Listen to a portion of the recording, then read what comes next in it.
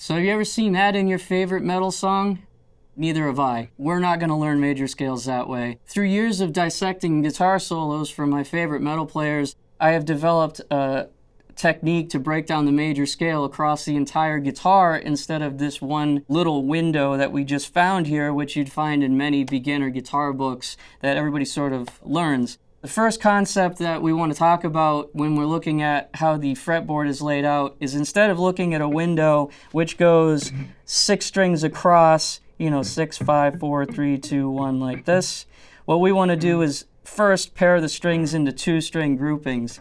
So I use 6 and 5 as one of my groups, 4 and 3 is one of the groups, and 1 and 2 is the other group. So we have basically 3 what I call lanes. Lane 1, lane 2, lane 3. The idea here is that each of the lanes, the 2 strings, have the same interval between them. So the E to A string is a 4th, the D to G string is a 4th, and the B to E is a 4th. So any shape that I put on the fretboard between each set of strings will be the same exact shape. So if I were just to play a perfect 4th, or let's say a power chord perfect 5th, that perfect 5th can be played up the guitar to the next set, and then same shape. The only thing I had to do was slide up because the starting point is on a different note. So in this case, the E is a starting point, so the G ends up on the 3rd fret. And in this case, the D is the starting point because it's a D string, and that ends up on the 5th fret till you get to the G. And then when we get to the top strings, because of the tuning discrepancy between B and G, that's not tuned the same. We have to go an extra fret offset. So always remember that the high lane is 1 fret higher than the other 2 lanes. So now that we know we can play anything on this low set, I always use this example from Crazy Train where you play the... So that's a 2-string grouping in one of the minor shapes. So if I wanted to play a solo, I could... or move that up to the F sharp. So we have like riff material down here, we have mid-range material here, and we have solo kind of material right there. And you could just start the scale right there. So if you know the shape and you know the F sharp, you could just start playing from right there instead of going through, oh, let's see, I gotta go through this part, then I gotta memorize through this part, and it makes a much more musical way to approach the fretboard. So what we're going to do, since there are 7 notes in a major scale, we are going to start from each of the 7 notes of the scale. So the first thing I'm going to do is play all the notes of the G major scale on the 6th string only, and I'm going to start with my first finger. So we go through the scale, we start with the G, and then we got whole step, and then we have whole step, half step, whole step, whole step, whole step, half step. And then also we want to identify the notes below the root. So we have a G and it's a half step back for the 7th degree. So what we're going to do is play 2 strings only to start, and we're going to have 3 notes per string. Unless you have a really good reach, you're not playing 4, and that's not really common. So 3 notes per string is what's possible, and we're going to play all the way up the guitar. So here's the root. I'm going to play the next 6 notes, and that'll be shape 1 because it's off of the first note of the scale. Like that. So that's shape 1. So shape 1 can also be moved to the other string sets. So I could play the G again, and then shape 1, and then shape 1 again off the G again. We're missing a note of the scale, obviously, but you could solo in the key of G now with just one shape, just by rolling through all of the shapes. The other thing you want to think about is don't always start in lane 1. Start on lane 3 as often as you start on lane 1, because what'll happen is you'll get really good at playing the beginning of the scale, which I did when I learned like this.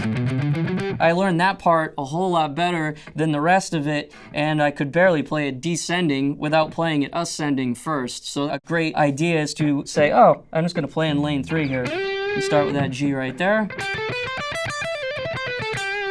So that's it right there. So that's shape 1 because it started with our G. Then we go to the second note of the scale, and that will be shape 2. Shape 2, we're going to continue all the notes of G, but to do so, we have to change the shape a little bit. They're not all going to be shape 1. They're not going to look the same. So here's shape 2. And I can repeat that on A every time. And again, it's called shape 2 because it's the second degree of the scale. Third degree of the scale, shape 3. That one's in octaves. And again, shape 3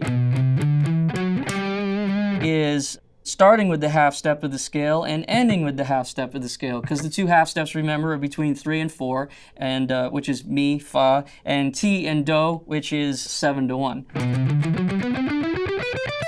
So that's one of the shapes where you can easily see both half steps. Then we're going to go to shape 4, which is very asymmetrical because you're going to have to play whole steps to start and then jump up a fret. And so I just played through all 3 octaves again, or 3 lanes. But remember, we could just as easily say, oh, where's C? That's my 4th degree of the scale. C is right there. So you could just start with shape 4, start your solo there. And then I actually jump back to 3, then 2, then 1. So think backwards with all these things that we're going to be playing throughout the course, as well as forwards. Always remember, you could start anywhere in any exercise. So here is shape 5. Now on the surface it looks exactly like shape 1, but the reason it's different is because it's not surrounded by shape 7 and 2, it's surrounded by shape 4, and when we move up one more, shape 6. So when I'm on shape 1, shape 2 is the next one, so it looks a little differently. So the notes where we didn't play are the ones that are different. There's shape 6, and then one more, shape 7. So now I'm going to take everything in kind of a loop where I ended on the guitar here and move it back to the beginning of the guitar, play the shape down here.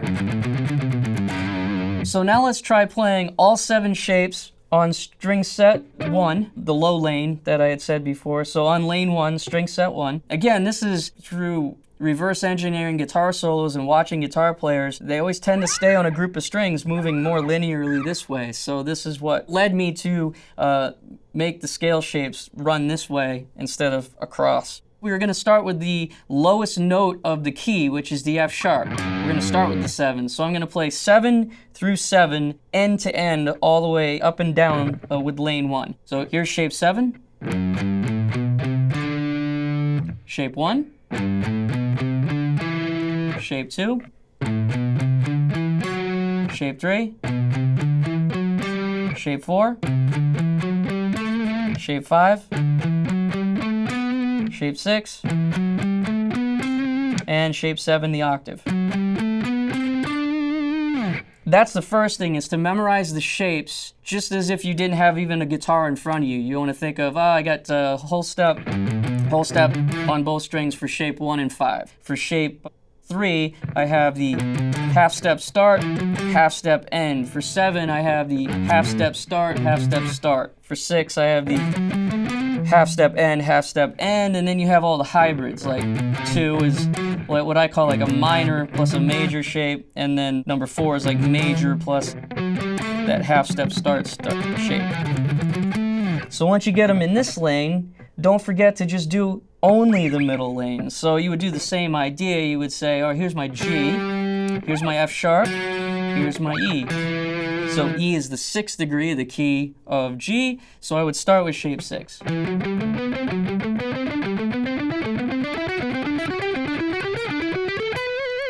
And end with 6. Now I could keep going to 7 or whatever. I kind of do 1 octave's worth, and then you kind of get the idea on that set of strings, and you could keep going past it if you want. And then the lowest note on the top lane is a C. So C is where we normally had played the 1, 2, 3, 4th shape. So C is here now, so we go shape 4. 5, 6, 7, 1, 2, 3, 4, 5. And this one I finish because I do solo all the way to the top of the guitar. Whereas I oftentimes will not solo in this range of the guitar on strings 3, 4, 5, and 6. I will oftentimes play notes up to the end of the guitar. So I always finish that lane. So once you do that, you play the octaves. Always remembering to do everything backwards. So if I started with shape 5, I could come down like that. So I just say, oh, that's the D. So I'm just going to practice shape 5 descending. The last way to look at the strings to put these shapes together is what I call the descending order to play them in. So the descending order works like this. It allows you to play the entire scale without any of the holes in it. Because right now we have holes, or we're playing melodies and we're just moving on, right? So I did play all 7 notes of the scale, but I didn't play them in a perfect sequence. So here's how I would suggest you practice this technique, especially if you don't know the notes on the guitar that well and you're just learning the shapes. So to find where the next shape goes, let's say we start on shape 3. So what I want to perform here is, instead of going 3, 3, 3 like we were doing when we changed lanes, we want to play 3, 2, 1. So to find the proper spot for each one, you play 3, and then we'll go backwards 1 shape, and then up 1 octave. So that way I did a kind of a 3-shape move here. Shape 3, shape 2, shape 2. So what we want to do after we do that is eliminate the backwards movement and just go right from 3 to 2. So now we have, sequentially, the notes don't have a gap, because this is the 3rd degree, so 3, 4, 5, 6, 7, root, and now we're on the 2nd degree. 2, 3, 4, 5, 6, 7, now we're on the root. So what I would do is say, where's the shape 1 behind this? Oh, it's right here. So then I would take that one, play the octave, and then once you get used to that, then what you would do is play all 3 of them. 3, 2, 1. So you repeat this for all of the shapes. So I'll do that one more time for one of the other shapes. I'll do shape 6. So 6, 5, 5. So and then I'm going to go 6, 5. And I'm going to go 5, 4, 4. So 5, 4, 4. Once you get used to where 4 is going to start, then you go 5, 4. And then the whole thing, 6, 5, 4. So in the end, what this allows you to do is play anywhere on the guitar that you want without having any holes in the scale. I can land on any finger on any note in the key. So let's say I started on G and I just dropped down to there. Well, I'm in like shape 1 right here. I could finish it there, or I could say if it was on my pinky, I could play shape 7 right there. So I can move from any shape to any other shape and be able to solo on a single string because I'm just following the shapes. 6, 7, 1, 2, 3.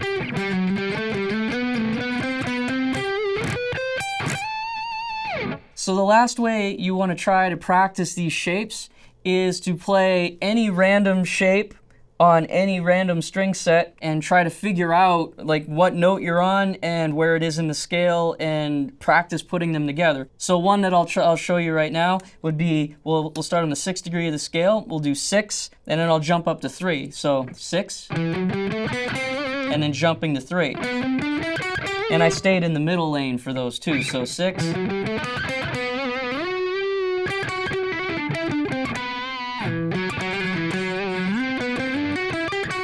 So I was only playing lines that were moving between 6 and 3. I could do the same thing on the first 2 strings.